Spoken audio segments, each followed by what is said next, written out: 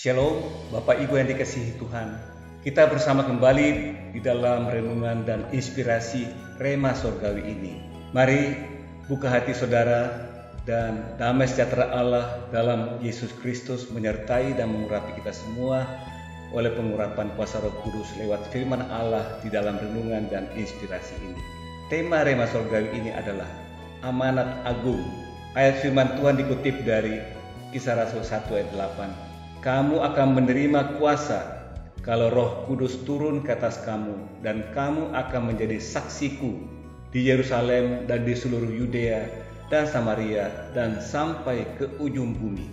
Saudara, tokoh yang menjadi sumber kesaksian kita yang memberi dirinya bagi panggilan Tuhan untuk pergi sampai ke ujung bumi itu ialah Jim Yost. Jim Yost berasal dari California, Amerika. Awalnya hidup Jim sangat berantakan dan berada dalam jerat narkotika, dan dia dipenjara. Namun kemudian dia mendapat kasih karunia Tuhan. Dia bertobat dan bangkit untuk mengenal Yesus secara pribadi dan lebih dalam dengan mengikuti kuliah Alkitab.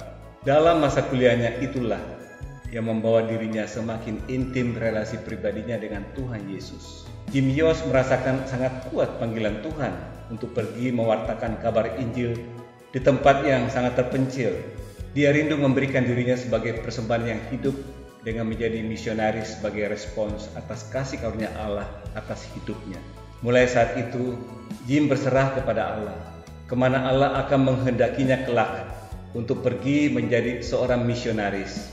Ia merasa yakin bahwa pada waktunya Tuhan membuka pintu untuk keluar dari Amerika dan melayani di tanah misi di suatu negeri yang jauh. Oleh pencerahan Roh Kudus, Jim memutuskan untuk pergi ke tanah misi yang jauh untuk meresponi amanah agung Yesus Kristus yang kita dengarkan tadi, yang berbunyi, tetapi kamu akan menerima kuasa kalau Roh Kudus turun ke atas kamu, dan kamu akan menjadi saksiku di Yerusalem dan di seluruh Yudea dan Samaria dan sampai ke ujung bumi. Jim lalu membangun visi dalam dirinya. Saya hanya mau pergi melayani ke satu daerah di mana orang lain tidak mau melayani dan tidak mau masuk ke daerah itu, kata Jim Yost. Dan kemudian Tuhan membuka hati dan pikirannya untuk pergi ke Indonesia, ke suku Sawi bagian utara yang terletak di dataran rendah bagian selatan Papua, dan memulai pelayanannya di sana bersama Yohan, istrinya, sejak Februari tahun 1977. Saat itu, Jim Yost masih berusia 24 tahun, masih sangat muda. Namun Jim dan Yohan mau membayar harga bagi penginjilan di daerah terpencil itu, di mana awal-awal kedatangannya hampir setiap minggu panah-panah penerbangan memenuhi langit di sekitar keberadaan Jim dan Yohan karena adanya peperangan antar suku. Oleh rahmat Tuhan, dia berhasil dengan cepat dapat berbicara dalam bahasa Sawi dan membawa dirinya masuk lebih jauh ke dalam kehidupan budaya suku Sawi. Setelah 3 tahun hidup bersama di dalam masyarakat suku Sawi, Jim merasakan bahwa Roh Kudus datang melawati perkampungan suku Sawi itu, membangkitkan rohani mereka masuk dalam kerajaan Allah. Kemudian ratusan orang dibaptis, menerima keselamatan dalam Yesus Kristus, dan 80% masyarakat suku Sawi sudah dimenangkan jiwanya melalui pelayanan Jim Yost dan istrinya. Jim memiliki 3 orang putri yang lahir dan bertumbuh dan beradaptasi dalam kehidupan suku Sawi itu. Kemudian berikutnya, Tuhan memberi visi yang baru bagi Jim untuk menyelamatkan generasi yang terhilang.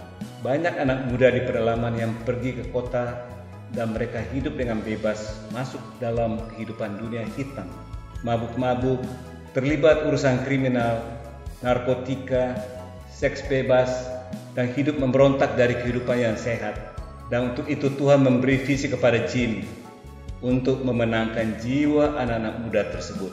Lalu tahun 1996, Jim Yost pindah ke kota Sentani yang terletak 25 km sebelah barat kota Jayapura, memulai masuk dalam panggilan berikutnya itu untuk menyelamatkan generasi yang terhilang ini. Jim memulai pelayanannya bagi kaum muda itu dengan konsep gereja tanpa dinding. Dia memulai mendekati anak muda yang terbelenggu kehidupannya itu dengan pendekatan sebagai seorang figur ayah. Karena memang anak-anak muda itu tidak memiliki figur ayah dalam kehidupannya, sehingga terseret masuk dalam kehidupan yang gelap. Jim membangunkan gambar citra Allah dalam diri mereka satu persatu bagi setiap orang yang Jim jangkau. Dan anak-anak muda itu kemudian mulai menyadari bahwa mereka itu punya nilai yang berharga di mata Tuhan. Jim akhirnya dijadikan sebagai figur ayah bagi anak-anak muda itu.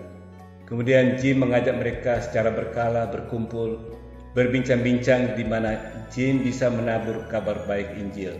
Dan Jim memanfaatkan lapangan olahraga, lapangan terbuka, sudut-sudut jalan, di tempat lokasi prostitusi dan di dalam penjara.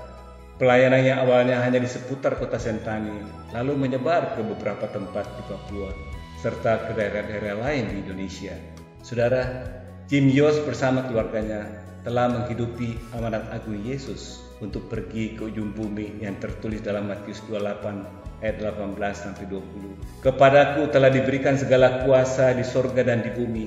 Karena itu pergilah, jadikanlah semua bangsa muridku, dan baptislah mereka dalam nama Bapa dan Anak dan Roh Kudus, dan ajarlah mereka melakukan segala sesuatu yang telah kuperintahkan kepadamu.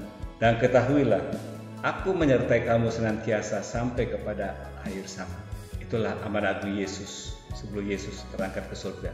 Saudara, kesaksian hidup dari pelayanan Jim Yos menjadi permenungan kita saat ini, yaitu apa respons kita bagi amanat agung Yesus Kristus. Kata kunci pertama dalam amanat agung Yesus adalah pergilah, yang bermakna kita harus keluar dari zona nyaman kita ke zona yang tidak nyaman bagi pewartaan kabar baik yang menjadi amanat agung Yesus bagi kita semua. Mungkin kita belum mampu pergi ke pelosok-pelosok untuk mewartakan kabar sukacita Injil, namun di sekitar kita ada tuaian jiwa-jiwa yang perlu dimenangkan juga untuk menerima kasih karunia Tuhan. Mulai dalam keluarga, lingkungan, dan teman-teman kita saja terlebih dahulu. Dan kalau kita sudah melangkah seperti itu, Tuhan akan memberi visi selanjutnya untuk pekerjaan yang lebih besar dalam menjangkau jiwa-jiwa di zaman penuaian ini. Saudara, dari 12 murid perdana Yesus bisa mengalami multiplikasi sebanyak sekarang ini adalah karena ke-12 murid itu mau membayar harga mewartakan kabar baik Injil, sehingga kabar baik Injil tersebar ke seluruh dunia sebagai buah hasil taburan para rasul itu yang kemudian dilanjutkan oleh para pewarta-pewarta kabar baik berikutnya melalui proses pemuridan yang berkesinambungan. Saudara, kematian para rasul dan para misionaris penerusnya tidak menjadi sia-sia.